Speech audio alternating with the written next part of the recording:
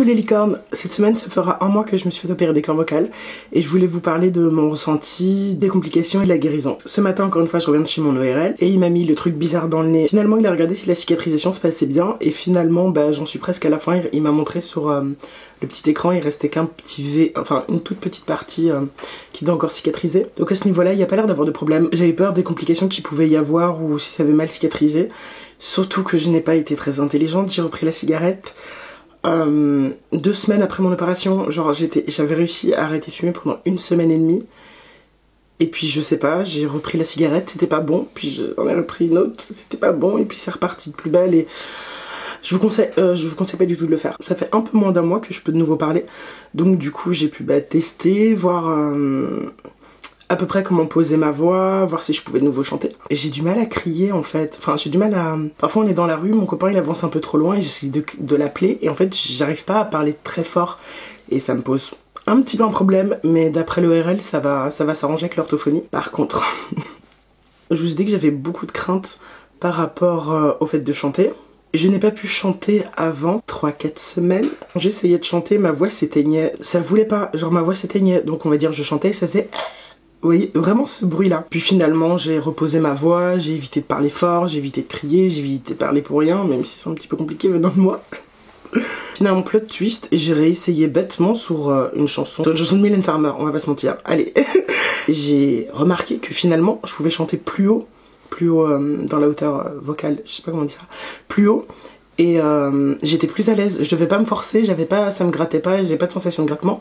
Donc je vais pouvoir reprendre les cours de chant, enfin... peut-être pas trop avec le Covid, mais même si finalement je dois recommencer depuis le début, je ne sais absolument plus gérer ma voix.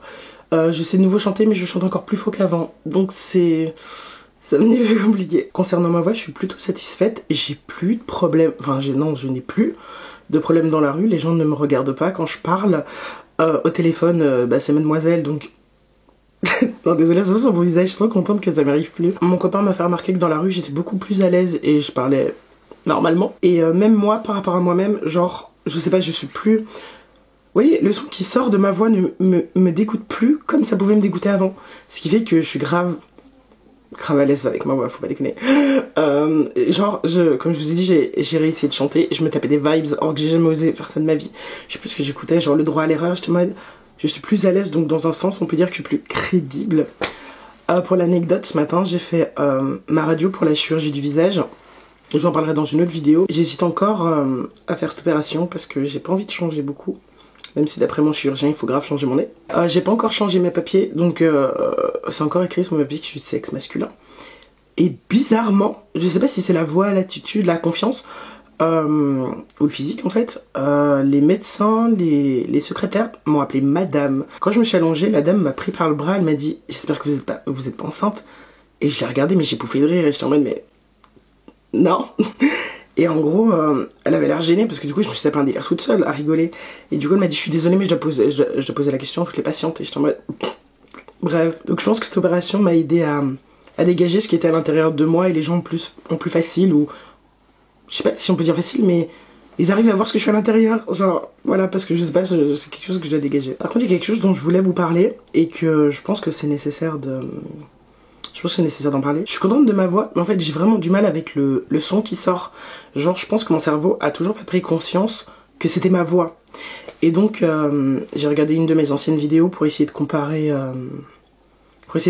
la différence. Et quand je vois mes anciennes vidéos, je vois que c'est moi.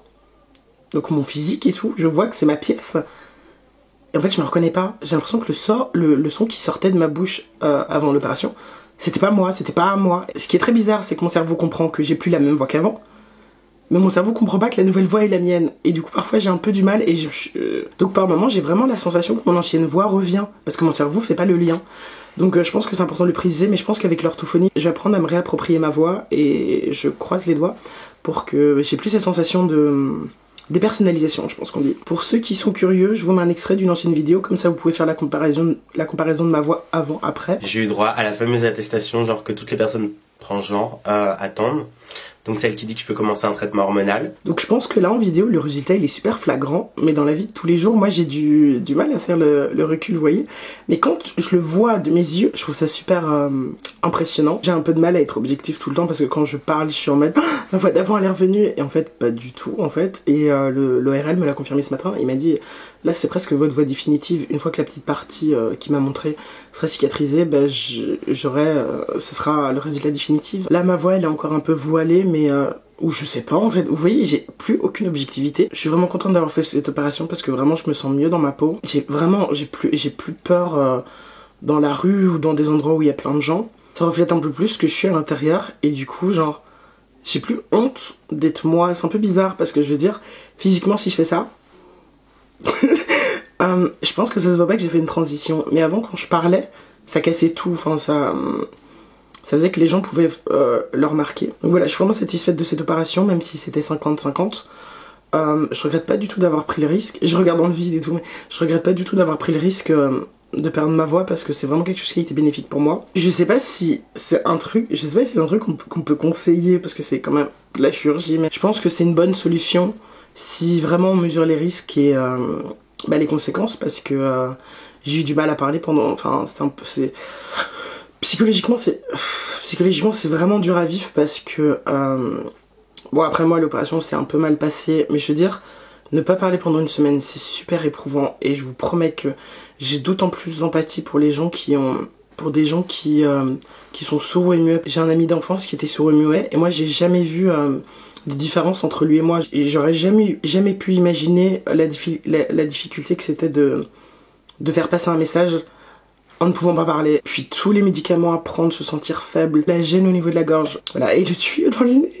Les tuyaux dans le nez, ça je vous jure, ça m'a traumatisé. Je sais pas, j'ai un peu du mal à conclure parce que en fait, je pense que le plus gros message de cette vidéo c'est je suis heureuse, et je suis vraiment contente d'avoir fait cette opération parce que je me sens 1 million de fois mieux dans ma peau. J'espère que vous allez bien, que le confinement est pas trop dur. Vraiment, je vous souhaite plein de courage. Je vous invite vraiment à développer votre créativité et à faire des choses qui vous font plaisir pour essayer d'oublier genre les temps durs. Je vous fais plein de bisous et on se retrouve dans plein de nouvelles vidéos.